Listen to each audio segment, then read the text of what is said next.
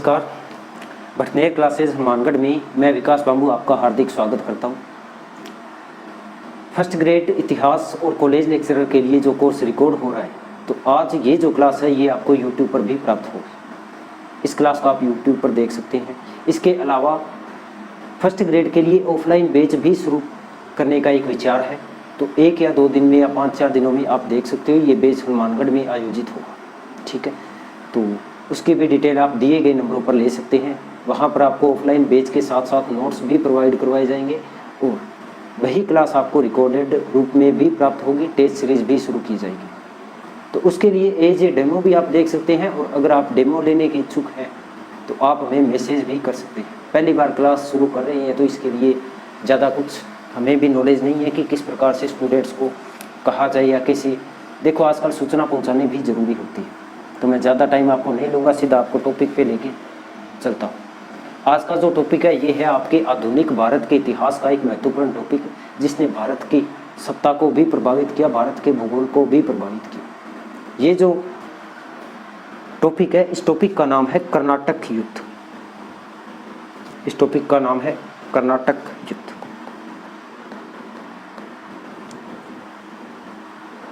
अब कर्नाटक युद्ध है तो सबसे पहले तो अपने ये देखेंगे कि कर्नाटक किस क्षेत्र को कहा गया है या भारत के मैप पर ये कर्नाटक कहाँ स्थित है। इसके बाद देखेंगे कि कर्नाटक युद्ध किन किन के बीच में हुआ और कितने कर्नाटक युद्ध होते हैं। सबसे पहले मैं अगर बताऊं तो ये जो मैं मैप लेके आया हूँ ये मैप है मैसूर राज्य का, क्योंकि इससे अच्छा मैप मुझे कहीं मिला नहीं। अच्छा मैप है इसलिए मैं इस मैप के द्वारा आपको पूरा कर्नाटक के बारे में समझाऊंगा, उसका भूगोल क्या है और किस प्रकार से कर्नाटक में युद्ध होते हैं। सबसे पहले अगर मैं बात करूं, ये जो आप क्षेत्र देख रहे हो सारा का सारा, ये है आपके मैसूर राज्य का। किस राज्य का है? तो ये है आपके मैसूर राज्य का। और आप देखोगे भी अलग अलग किस प्रकार से है। तो देखो यहाँ पर दिया हुआ है कि किस प्रकार से 1817 में कितना क्षेत्र था। ऐसे बात करें तो ये क्षेत्र था 1704 में, कैसे 1799 यानी जब श्रीरंगपट्टनम की संधि होती है उस समय का जो मैसूर है वो मैसूर केवल इतने इस भाग में रह गया था। ठीक है, ये रह गया था 1799। तो ये तो है मैसूर की बात। अपने बात करेंगे कर्नाटक की। कर्नाटक देखें तो ये मैप में दिया हुआ है यहाँ पर CAR कर्नाटका। अगर मैं मैप पर बताऊँ तो ये जितना भी जो क्षेत्र है ये पूरा का पूरा क्षेत्र, इस पूरे क्षेत्र को कहा जाता है कर्नाटका। ठीक है, क्या कहा जाता है? इसको कहा जाता है कर्नाटका क्षेत्र। और इसमें शामिल क्या क्या है? तो अगर भारत के मैप के हिसाब से देखें इस पूरे क्षेत्र को कहा जाता है पूर्वी तट। पूर्वी तट या इसी को कहा जाता है कोरोमंडल तट। कोरोमंडल तट। तो सबसे पहली बात, कर्नाटक का जो क्षेत्र है ये किस तट पर या कहाँ पर स्थित है? तो पूर्वी तट पर स्थित है, कोरोमंडल तट जिसको वर्तमान में कहा जाता है। ये जो पूरा का पूरा आप क्षेत्र इस प्रकार से जो देख रही हो ये पूरा का पूरा इस कर्नाटक में था। ये जो कर्नाटक है ये हैदराबाद के निजाम के अधीन था। तो अपने ये भी देखेंगे भी हैदराबाद के निजाम का क्षेत्र कौन कौन सा था। अगर निजाम के क्षेत्र की बात करें तो ये जो पूरा का पूरा क्षेत्र है इस प्रकार से, ये देखो दिया हुआ है निजाम। तो ये पूरा क्षेत्र निजाम का था। कौन सा था? हैदराबाद। और इसी हैदराबाद के अधीन कर्नाटक का नवाब था। हैदराबाद के शासक की उपाधि होगी निजाम। और जिस समय ये प्रथम कर्नाटक युद्ध हुआ इस समय हैदराबाद का निजाम था आसफ जाह। आसफ जाह। ठीक है, इसके अलावा और इन क्षेत्रों में क्या क्या है वो भी देखो। ये जो पूरा का पूरा आप क्षेत्र देख रहे हो इसको कहा जाता है उत्तरी सरकार। उत्तरी सरकार। ठीक है, और ये आगे का जो क्षेत्र है ये आ गया आपका पूरा का पूरा उड़ीसा। तो इस प्रकार से ये पूरा का पूरा भूगोल है। अब अपनी अगर बात करें भी कर्नाटक के युद्ध में कौन कौन से क्षेत्र है ये इंपॉर्टेंट है, इनको भी अपने देखना पड़ेगा। क्षेत्रों की मैं बात करूं तो आपको सबसे पहले क्या ध्यान में रखना है, यहाँ पर एक राज्य है ये वाला, ये राज्य है अर्काट जो कि कर्नाटक के नवाब की राजधानी भी थी। कर्नाटक का नवाब इसी अर्काट में ही रहता था। ठीक है, इसके बाद ये जो क्षेत्र आप देख रहे हो ये क्षेत्र है मद्रास। और मद्रास में आपको पता ही है ईस्ट इंडिया कंपनी का शासन था, और ईस्ट इंडिया कंपनी का जो मद्रास क्षेत्र का गवर्नर था वो यही रहता था, गवर्नर। और गवर्नरों में अपने जो प्रमुख है, एक तो पहले अपने पढ़ेंगे निकोलस मोर्स,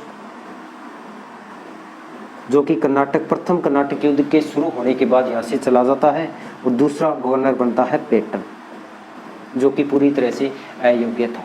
ठीक, इसके बाद ये जो आप क्षेत्र देख रही हो, ये क्षेत्र है पांडिचेरी, पांडिचेरी। और इस पांडिचेरी क्षेत्र पर फ्रांसीसियों का अधिकार था, फ्रांसीसियों की एक प्रमुख बस्ती थी, और इसी पांडिचेरी में गवर्नर रहता था। और इस समय जो गवर्नर था उसका नाम था डुप्ले। क्या नाम था? डुप्ले नाम था इस गवर्नर का। ठीक है, इसके अलावा ये जो एक आप क्षेत्र देख रहे हो, इस क्षेत्र का नाम है तंजौर। ठीक है, तो इसको भी आपने ध्यान में रखना है। ओके, इसके बाद चलते हैं सीधा कर्नाटक युद्ध कैसे हुआ, कितने हुए, क्यों हुए। कर्नाटक युद्ध, तो कर्नाटक का क्षेत्र तो आपने देख लिया। कर्नाटक का क्षेत्र कौन सा है? पूर्वी तट व कोरोमंडल तट के पीछे की भूमि, पीछे की भूमि, इस पूरे के पूरे क्षेत्र को कहा जाता है कर्नाटक का क्षेत्र। ठीक है, अच्छा, ये कर्नाटक युद्ध किन किन के बीच में हुआ? तो इस कर्नाटक युद्ध का आपको ध्यान में रखना है।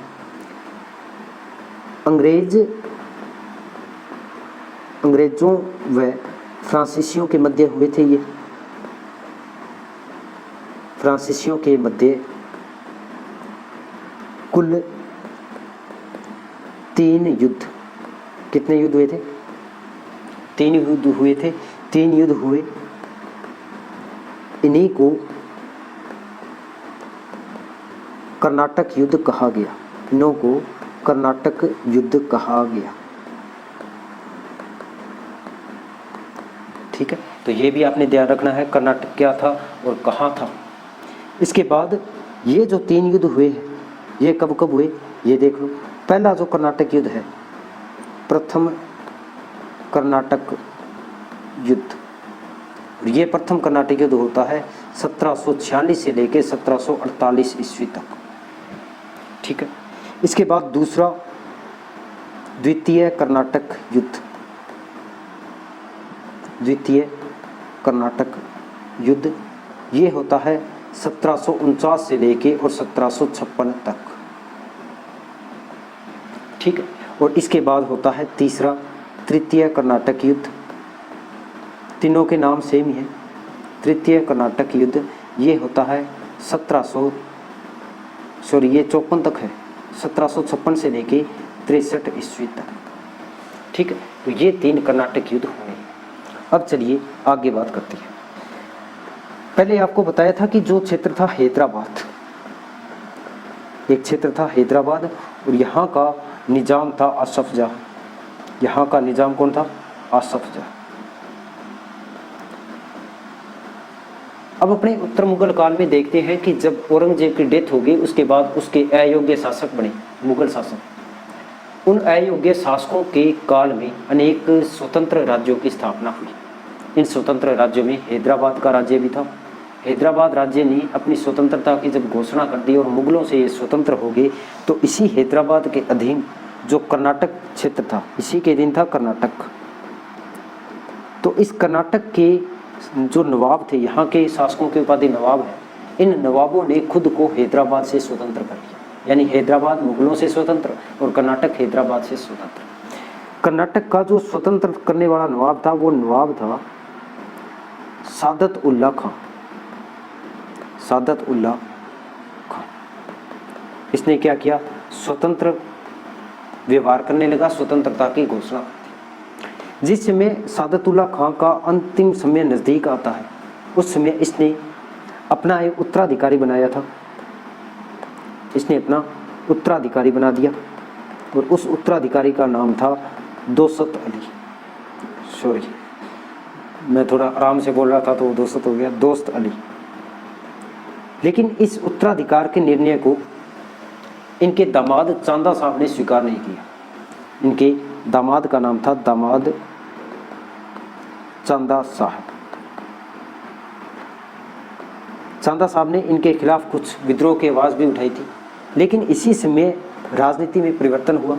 अगर मैं आपको लेके चलूँ मैप पर, तो ये जो पूरा का पूरा क्षेत्र है जिसमें आप देख रहे हो कोल्हापुर, पूना, यहाँ रहते थे मराठे, और ये मराठे विभिन्न क्षेत्रों पर इस प्रकार से अटैक करते थे, और अटैक करते करते ये कर्नाटक तक पहुँच चुके थे, ये बंगाल तक भी पहुँच चुके थे।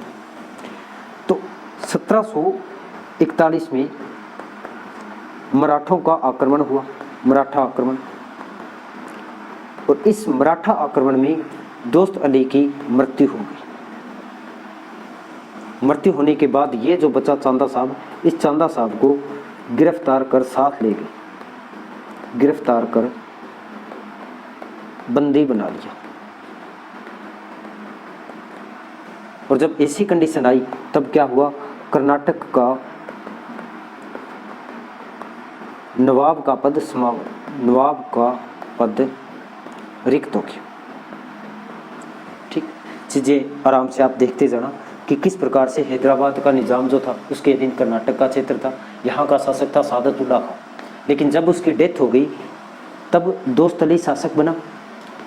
इसका विरोध किया था इसके दामाद चांदा साहब ने। इसी दौरान 1741 में मराठों का आक्रमण हुआ। इस आक्रमण में दोस्त अली की तो मृत्यु हो गई और चांदा साहब को मराठे आक्रमण करके बंदी बनाया, बंदी बना के अपने साथ लेके। अब ऐसा जब हुआ तब कर्नाटक के नवाब का पद खाली हो गया, और जब नवाब का पद खाली हुआ उस समय क्या हुआ, इस नवाब के पद पर बिठाया गया अनवरुद्दीन को, अनवरुद्दीन। और अनवरुद्दीन कौन था, ये आपके हैदराबाद के निजाम था, निजाम आसफ जाह, उसका कोई सगा संबंधी था, निजाम आसफ जाह का संबंधी था। ठीक, यानी अपने कह सकते हैं कि सादतुल्ला खां की डेथ होने के बाद कर्नाटक में जिस प्रकार से राजनीति में एक अव्यवस्था उत्पन्न हुई, उस अव्यवस्था के दौरान एक और जहां हैदराबाद का शासक उसमें भाग ले रहा था, वहीं दूसरी ओर मराठों का भी आक्रमण हुआ। ऐसी परिस्थितियों में यूरोपीय कंपनियों को भी यहाँ अपनी शक्ति बढ़ाने का मौका मिल गया। अच्छा, अब अनवरुद्दीन जो था इसको समर्थन प्राप्त था, किसका था, अभी बात कर लेते हैं। ईस्ट इंडिया कंपनी जो थी अपना सहयोग करती थी, यानी समर्थन दिया हुआ था। जब समर्थन दिया हुआ था, इस समर्थन के कारण ही, क्योंकि एक कंपनी ईस्ट इंडिया कंपनी ने जब समर्थन दे दिया तो फ्रांसीसियों को दिक्कत हो गई, और फ्रांसीसी कभी नहीं चाहेंगे कि ईस्ट इंडिया कंपनी के साथ यहाँ के शासकों का कोई गठबंधन हो, क्योंकि उन्हें शक्ति बढ़ाने का मौका ना मिल जाए। अच्छा, इसी दौरान यूरोप की जो राजनीति थी वो बदलती है। यूरोप में ऑस्ट्रिया के उत्तराधिकार को लेकर एक 1740 में फ्रांस और आपके अंग्रेजों के बीच युद्ध शुरू हो जाता है। इस युद्ध की सूचना लगभग 1744 में भारत में पहुंचती है, और भारत में भी दोनों कंपनियों के बीच में लड़ाई झगड़े शुरू हो गए। एक फ्रांसीसी इतिहासकार या विद्वान था वाल्तेर, जिसने कहा था कि अपने देश में छोड़े गए तोप के एक गोले ने पूरे एशिया और यूरोप को अपनी चपेट में ले लिया था। ठीक है, तो अब अपने पढ़ेंगे प्रथम कर्नाटक युद्ध। प्रथम कर्नाटक युद्ध, और प्रथम कर्नाटक युद्ध कब हुआ था, 1746 से लेके 48 ईस्वी। ये जो युद्ध था ये यूरोप में शुरू हो चुका था। यूरोप में ये 1740 में शुरू हुआ, और यूरोप में आपको बताया था ऑस्ट्रिया के उत्तराधिकार को लेके ये युद्ध शुरू होता है। इसकी सूचना जब भारत में इसकी सूचना पहुंचती है 1744 में।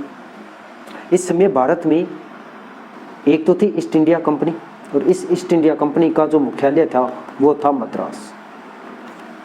जो आपके मैप पर मैंने आपको बताया था कि मद्रास में ईस्ट इंडिया कंपनी का मुख्यालय था, ये रहा मद्रास। और मद्रास का गवर्नर कौन था, निकोलस मोर्स। वहीं दूसरी ओर फ्रांसीसियों की जो प्रमुख बस्ती थी वो थी पांडिचेरी, और पांडिचेरी का गवर्नर कौन था, डुप्ले।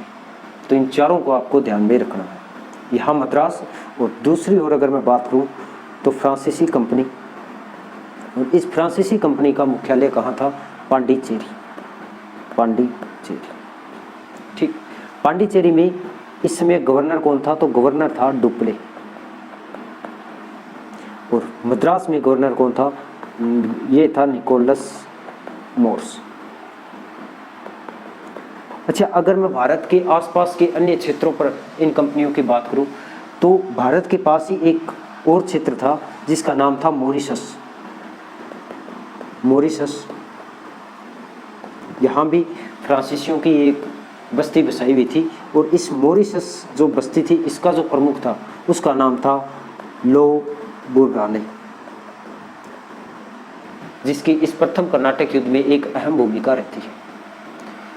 तो जब यूरोप में अर्थव्यवस्था, ये जो राजनीति व्यवस्था है, ये बदलाव खाती है, इस समय तक भारत में फ्रांसीसियों की स्थिति कमज़ोर थी और फ्रांसीसी कभी नहीं चाहते थे कि हमारा ईस्ट इंडिया कंपनी के साथ कोई संघर्ष हो, किसी भी प्रकार का संघर्ष हो।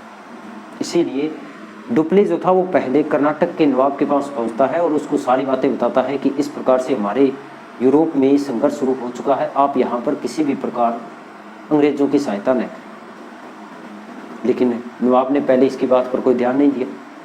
इसके बाद डुप्ले ने अंग्रेज अधिकारियों के साथ भी कुछ बातचीत करने का प्रयास किया, लेकिन उसमें भी सफल नहीं हुए। जब सफल नहीं हुए तब डुप्ले ने कर्नाटक के नवाब को प्रार्थना की कि आप अपने क्षेत्र में किसी भी प्रकार का युद्ध न होने दें, इससे आपका भी नुकसान होगा, आपकी फसलों का भी नुकसान होगा और आपकी अर्थव्यवस्था पर पूरा प्रभाव पड़ेगा। इस बात को लेकर नवाब ने कुछ हामी भर ली। नवाब के आदेश से अंग्रेज शांत हुए, यानी यहाँ तक दोनों के बीच में लड़ाई झगड़े होने का कोई मतलब ही नहीं था। लेकिन लाभ उड़ाने ने एक चाल चली। डुप्ले ने इस लाभ उड़ाने को भारत की ओर आमंत्रित किया। ये बंदा मॉरिशस से चलता है, मॉरिशस से चला, ये मैं एक बार यही लिख रहा हूँ मॉरिशस, ठीक है, यहाँ है नहीं है, पहले बता दो। तो मॉरिशस से कौन चलेगा? लो बुड्ढा, ये चला था और इधर से डुप्ले चला और इन दोनों ने मद्रास पर अधिकार कर लिया। अब अपने चलते हैं भाई उसी बोर्ड पे। ये इन दोनों ने मिलके क्या किया? इन दोनों ने मिलके मद्रास पर आक्रमण कर दिया। मद्रास पर आक्रमण, और आक्रमण करने एकदम से अंग्रेज़ों को ये पता नहीं था इस प्रकार से आक्रमण हो जाएगा। अंग्रेज़ इस आक्रमण के लिए तैयार नहीं थे और इस मद्रास पर फ्रांसीसियों का अधिकार हो गया। फ्रांसीसियों का अधिकार हो गया। अब फ्रांसीसियों का अधिकार होने के बाद एक और गड़बड़ हुई। वो गड़बड़ क्या थी? डुप्ले चाहता था कि मैं मद्रास पर स्थायी रूप से अधिकार किए रखूं, यानी मैं मद्रास अंग्रेज़ों को वापस नहीं लौटाऊंगा। लेकिन लाभ उड़ाने जो था वो रिश्वत लेके या पैसे लेके मद्रास लौटाने के पक्ष में था और वही हुआ। लाभ उड़ाने ने अंग्रेज़ों से 4 लाख पाउंड लिए और खुद मॉरिशस चला गया। अब लाभ उड़ाने के लौटते ही वहाँ पर आपके इस डुप्ले ने मद्रास पर अधिकार दोबारा किया। ये अधिकार जो है फ्रांसीसियों का अधिकार, ये 2 बार होता है। पहली बार जो अधिकार था वो अधिकार लाभ उड़ाने और डुप्ले ने मिलकर किया था, लेकिन डुप्ले ने दूसरी बार अकेले ही इस मद्रास पर अधिकार कर लिया। अच्छा, इस समय तक कर्नाटक का नवाब बिल्कुल शांत था, क्योंकि डुप्ले ने इस अनवरुद्दीन यानी कर्नाटक के नवाब अनवरुद्दीन को ये कह रखा था कि मैं जैसे ही मद्रास को जीत लूँगा, मद्रास में आपको भेंट कर दूंगा, यानी मद्रास पर आपका अधिकार हो जाएगा। लेकिन इस पूरे घटनाक्रम में किसी भी प्रकार अनवरुद्दीन को नहीं लग रहा है कि मद्रास उसे लौटाएगा। जब अनवरुद्दीन ने डुप्ले से पत्र व्यवहार किया कि आपने अभी तक हमें मद्रास नहीं लौटाया है, तो डुप्ले ने इसका कोई जवाब नहीं दिया। और इसी कारण तीसरा जो पक्ष है, यानी 2 पक्ष अभी लड़ रहे हैं, एक ईस्ट इंडिया कंपनी लड़ रही है, एक फ्रांसीसी लड़ रही है, और तीसरा जो पक्ष बनेगा, ये तीसरा पक्ष कौन सा बनेगा? ये बनेगा आपका कर्नाटक का नवाब। इस समय कर्नाटक का नवाब आपको बताया था, उसका नाम था अनवरुद्दीन, ठीक है। और इस अनवरुद्दीन ने अपने पुत्र का नाम है महफूज खान, और इस महफूज खान को भेजा था मद्रास पर अधिकार करने के लिए या फ्रांसीसियों पर अधिकार करने के लिए। और यही इस प्रथम कर्नाटक युद्ध की एक विशेषता है। प्रथम कर्नाटक युद्ध में जहां भारतीयों की कमजोरी प्रकट हुई वो इसी प्रकार से हुई थी। महफूज खां और इधर इस फ्रांसीसियों का जो पक्ष था वो पक्ष था डुप्ले के नेतृत्व में, और इसीलिए इन दोनों के बीच में एक युद्ध होता है। उस युद्ध का नाम है सेंट थोमे का युद्ध, सेंट थोमे का युद्ध। और ये जो युद्ध है ये होता है 1748। सेंट थोमे जो था ये आड्यार नदी के किनारे था, आड्यार नदी के किनारे। कहा जाता है कि इसमें एक महफूज खां खुद भी शक्तिशाली था और एक बड़ी सेना लेके डुप्ले पर आक्रमण करने गया था, लेकिन डुप्ले के नेतृत्व में जो प्रशिक्षित यूरोपियन सेना थी उस सेना ने इस सेंट थोमे के युद्ध में महफूज खां को पराजित कर दिया। यहाँ क्या हुआ, महफूज खां पराजित हो गया। ये बात है 1748 की। और इसी समय यूरोप में क्या हुआ, ए ला शापेल की संधि हो गई। मैं लिख देता हूँ, यूरोप में क्या हुआ, ए ला शापेल की संधि। और ये संधि कब होती है, 1748 में। इस संधि की वैसे तो बहुत सी धाराएं थी, लेकिन अगर मैं अपनी मतलब की बताऊं तो सीधा सा मतलब है, इस संधि के द्वारा प्रथम कर्नाटक युद्ध समाप्त हो गया। प्रथम कर्नाटक युद्ध समाप्त हो गया। अच्छा, इस संधि के द्वारा परिवर्तन क्या हुआ, मद्रास जो था, मद्रास क्षेत्र वो तो मिल गया अंग्रेजों को, जिस पर डुप्ले ने अधिकार बनाए रखा था। और इसके बदले में फ्रांसीसियों को क्या मिला, तो एक क्षेत्र है लुइसबर्ग। लुइसबर्ग कहाँ है, उत्तरी अमेरिका। और ये जो क्षेत्र है ये मिल गया फ्रांस को। ठीक है, इस प्रकार भारत के एक प्रदेश के साथ उत्तरी अमेरिका का एक प्रदेश अदला बदली किया गया और ये प्रथम कर्नाटक युद्ध समाप्त हो गया। अच्छा, महफूज खां का कुछ नहीं बना। इस प्रथम कर्नाटक युद्ध की अगर मैं विशेषता की बात करूँ ना, प्रथम कर्नाटक युद्ध की विशेषता क्या थी, तो विशेषता यही थी कि भारतीय सेना की कमजोरी प्रकट हुई। भारतीय सेना तो क्या करे, शासकों की कमजोरी प्रकट हुई। भारतीय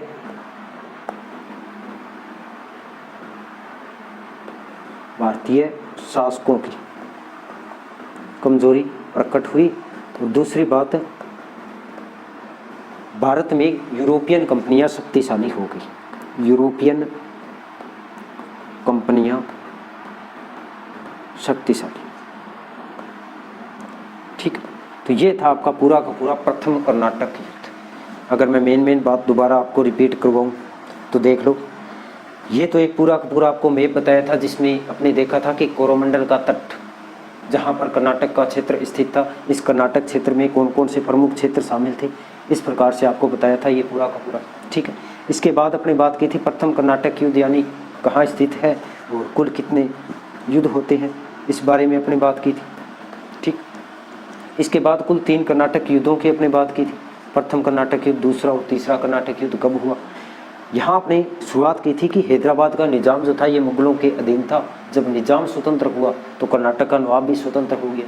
यहाँ पर नवाब जो दोस्तली था, इसके समय मराठों का अटैक होता है और चांदा साहब को बंदी बना लिया। हालांकि मराठों द्वारा इस चांदा साहब को रिहा कर दिया जाएगा और रिहा करने के बाद दूसरा कर्नाटक युद्ध संपन्न होगा।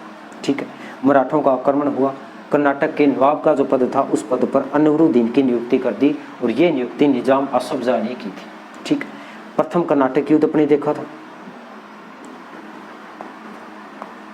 प्रथम कर्नाटक युद्ध ये लो पूरा। ठीक है, इसके बाद यहाँ अपने बात की थी कि मद्रास में